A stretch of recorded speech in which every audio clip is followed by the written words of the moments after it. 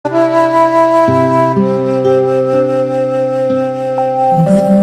saranam gacchāmi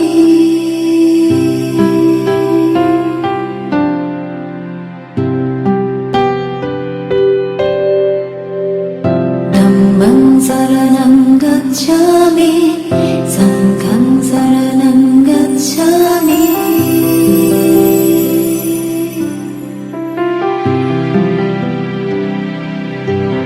Today we meet again for Casually Yours. I would like to share with you our experience of going for alms round. Going for alms round in Pali is called bintabat. Bintabat. Binta means a lump of rice. Bata is to fall. So this lump of rice fall into the bowl, so to say. The Buddha prescribed this as one of our important duties we need to do once when we are ordained.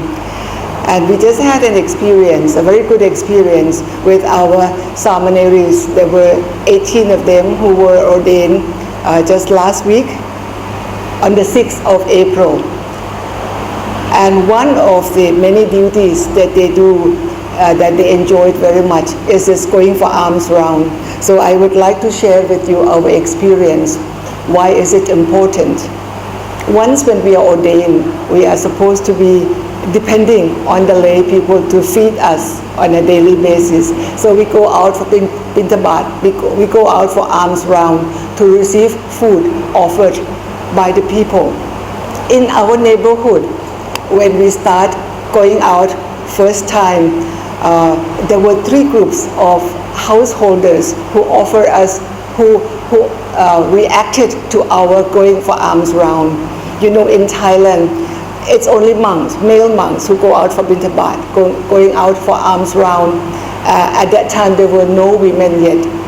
So by the time when I was ordained, that's 20 years ago, reaction is very, very interesting. One group, they were very joyful to see that women come out for alms round, to see the bhikkhunis, because for them they have sometimes they have lost faith that they had in the male monks. So by offering food to the female monks, again for them is very joyful. Then we have another group of householders. They offer food to both the bhikkhus as well as bhikkhunis. They were happy to make offering to both the bhikkhus who usually walk past their house. And then yet there is a third group. I think this third group is already gone. Just 1 or 2 householders maybe. When we go out, as soon as we approach them, they would turn our back towards us, meaning that they refuse to give alms to the bhikkhunis. Eventually, after 20 years now, they are more or less gone. So now we have householders who offer food to the bhikkhunis as well as to the bhikkhus. When we receive alms, when we walk out for alms round, we are supposed to be very mindful. You don't look far away. You are not going out shopping, so your eyes cannot just move around like when you go sightseeing. Very mindful on your path. But sometimes, we have stories of monks who were so strict.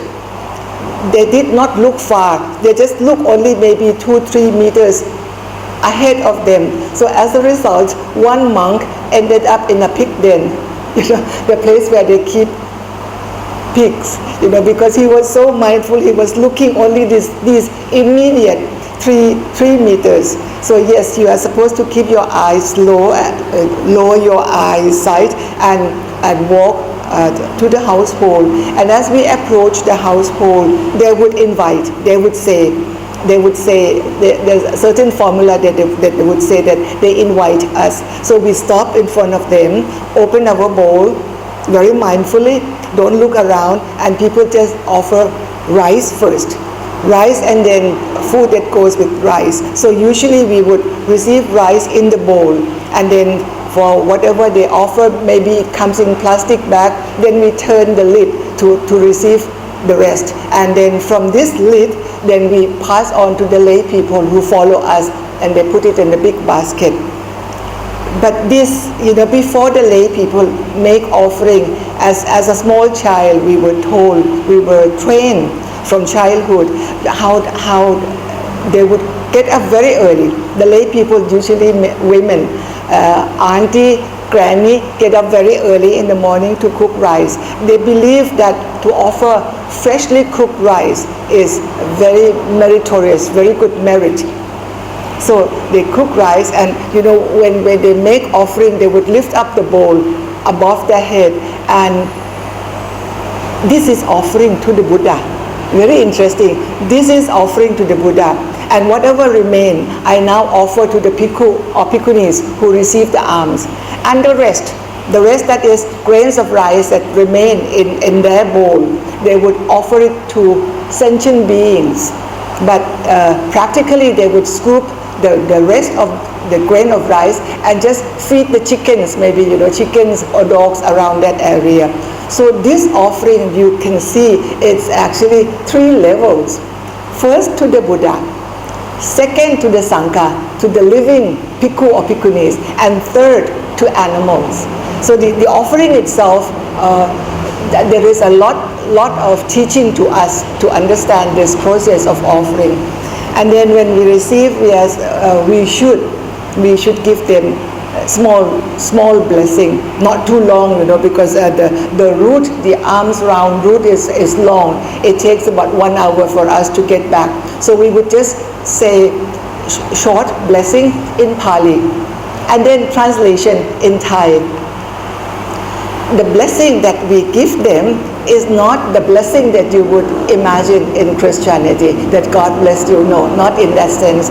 We just remind them of their good behavior. The fact that they have this good behavior will bring them long life, will bring them good health, and will bring them prosperity. That was actually what we said, what we said to them.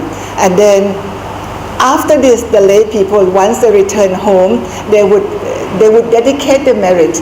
Very interesting how the Buddhists would dedicate the merit. They would pour water, and when they pour water, this is dedication to the deceased one, their great-grandparents who passed away a long time ago.